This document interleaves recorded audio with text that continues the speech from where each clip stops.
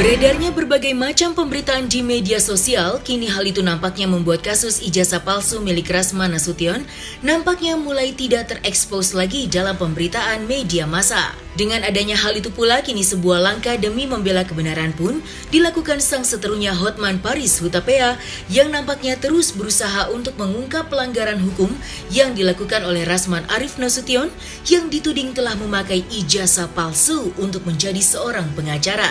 Tidak tanggung-tanggung, kali ini Hotman Paris melakukan pergerakan dengan menyenggol Menteri Pendidikan Nadiem Makarim untuk segera mengusut tuntas polemik tentang keabsahan ijazah S1 dan S2 milik seterunya Rasman Arif Nasution yang dipergunakannya untuk menjadi seorang lawyer. Senada dengan protes keras Hotman Paris kepada Menteri Pendidikan, perwakilan lawyer dari Kongres Advokat Indonesia atau KAI pun juga sudah secara resmi melaporkan Rasman di Polda Metro pada tanggal 29 Juli yang lalu atas adanya dugaan mengenakan akta atau ijazah palsu yang dituding dipergunakan untuk hal yang tidak benar. Lantas, seperti apakah bentuk protes Hotman Paris yang ia lontarkan kepada Menteri Pendidikan untuk mengusut kasus ijazah palsu Rasman yang mulai redup pemberitaannya? Salam pagi Hotman Paris. Gara-gara viral berita penembakan pembunuhan oknum polisi, media jadi lupa tentang soal ijazah palsu dari seorang oknum pengacara. Halo Bapak Menteri Pendidikan, kenapa dari kementerian sampai hari ini belum ada legal action?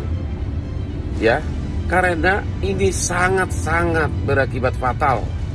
Ya, itu bisa mempengaruhi orang jadi begitu gampang aja memalsukan ijazah. Ya, ini diduga palsu, bukan hanya sarjana hukumnya, tapi juga ijazah S2 ataupun ijazah doktornya. Ya, tolong Bapak Menteri Pendidikan segera bertindak. Kasihlah contoh, oke? Kasih contoh bahwa pendidikan itu tidak boleh begitu saja dimainkan, oke? Segera bentuk tim investigasi khusus sampai ke Malaysia. Benar nggak itu orang pernah kuliah doktor di Malaysia? Oke? Kalau ijazah sarjana hukumnya aja diduga palsu, apalagi ijazah doktornya, oke? Ayo, Nadiem Makarim, gimana kau? Oke, ya, segera bertindak. Ya, saya adalah teman dan sekaligus juga partner dari bapaknya Nadiem Makarim, ya, Dr. Nono Anwar Makarim. This is the time Pak Nadiem Makarim, tunjukkan wibawamu. Oke, segera bertindak, bentuk tim, sikat siapapun di pelaku yang diduga pelaku ijazah palsu. Terima kasih teman-teman. Hari ini kami dari Kongres Advokat Indonesia yang ditunjuk oleh Ibu Presiden dan Sekjen untuk membuat laporan pidana terhadap saudara Rasman Arif Nasution. Laporannya sudah diterima dan yang kami laporkan adalah mengenai Rasman menggunakan ijazah. Sekarang saya boleh katakan palsu. Kenapa palsu? Karena sudah terkonfirmasi dari LL Dikti, ya, Ibu Patra sudah menandatangani yang menerangkan bahwa ijazah Rasman palsu. Dan laporan itu tadi sudah diterima. Pasal yang kami laporkan adalah 263 ayat 2 KUHP, menggunakan akta palsu untuk menjadi advokat, dan pasal 68 ayat 2 Undang-Undang Sisdiknas, yaitu menggunakan gelar yang tidak benar. Ancaman pidananya 6 tahun. Memang tadi laporan kami itu sebelum diterima ada diskusi karena Rasman untuk di Polda Metro sini saja mengenai ijazah palsu sudah ada 2 LP. Sehingga LP kami ini yang ketiga. Tapi setelah berdiskusi dengan perwira penyidik, mereka mengatakan bahwa justru yang paling sangat berkepentingan adalah Kongres Advokat Indonesia. Karena Rasman menjadi advokat melalui Kongres Advokat Indonesia.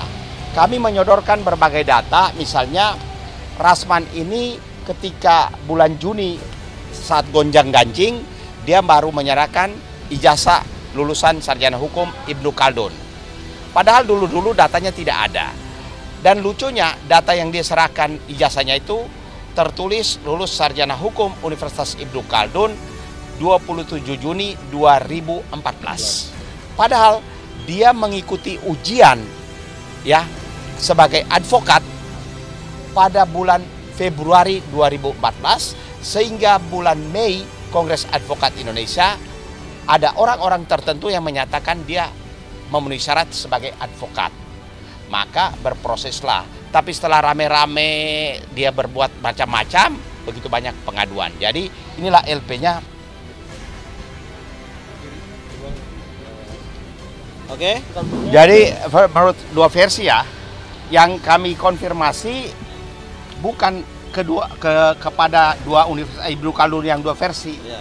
Mau universitas apapun di Indonesia ini, sepanjang menyelenggarakan pendidikan tinggi, mendaftarkan para mahasiswanya terdaftar di LLDikti. Jadi yang kami punya pegangan, mau Universitas Ibnu Khaldun ada dua versi nih, yang di Jalan Pemuda atau Buaran. Yang di Jalan Buaran kan Rasman mengikuti pendidikan di situ, tapi ijazahnya kan tidak terdaftar. Di Ibnu Khaldun yang Jalan Pemuda pun tidak terdaftar. Memang lembaga pendidikan tinggi Ibnu Khaldun itu yang kita ikutin kan ada dua versi. Yang benar-benar menyelenggarakan pendidikan, mengeluarkan ijazah kan Ibnu Khaldun yang di Jalan Pemuda.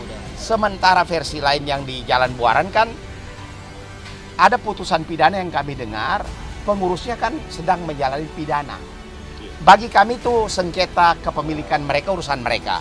Tapi bagi kami, dia menggunakan akta palsu untuk menjadi pengacara.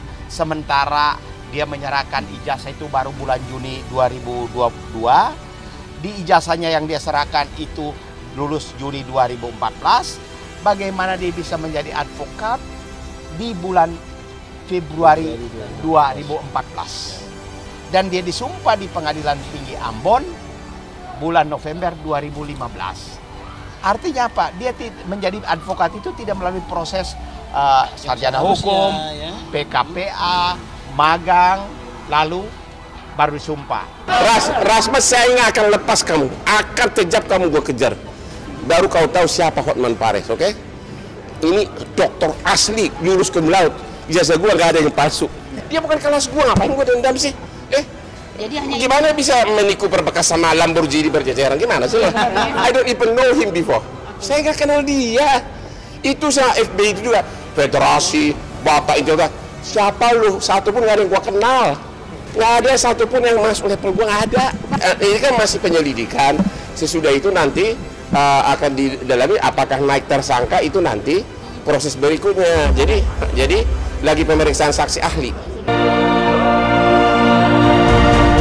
Terlepas dari kasus kontroversinya dengan Rasman Arif Nasution, kini sebuah video berdurasi 19 detik viral di media sosial. Dalam video tersebut terlihat sesosok pegawai pengisian bahan bakar memiliki kemiripan wajah yang sangat mirip dengan Hotman Paris. Video yang sudah tersebar luas di mana-mana itu pun sontak mendapatkan respon dari Hotman Paris yang turut melirik dan mengakui kemiripan antara dirinya dengan pegawai SPBU tersebut. Dengan adanya hal itu pula, pengacara yang terkenal akan gaya parlentenya itu pun tidak menutup kemungkinan untuk dirinya bertemu dengan sosok pria tersebut. Lantas, hal apakah yang akan dilakukan Hotman bila bisa bertemu dengan sosok yang mirip dengan dirinya itu?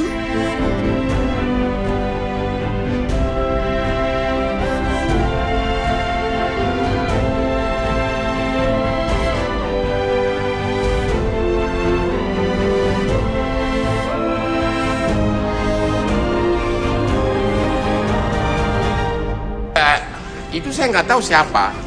Itu dikirim TikTok sama saya, itu aja. Saya nggak tahu siapa. Malah kita senang ketemu. Cuma saya bikin karena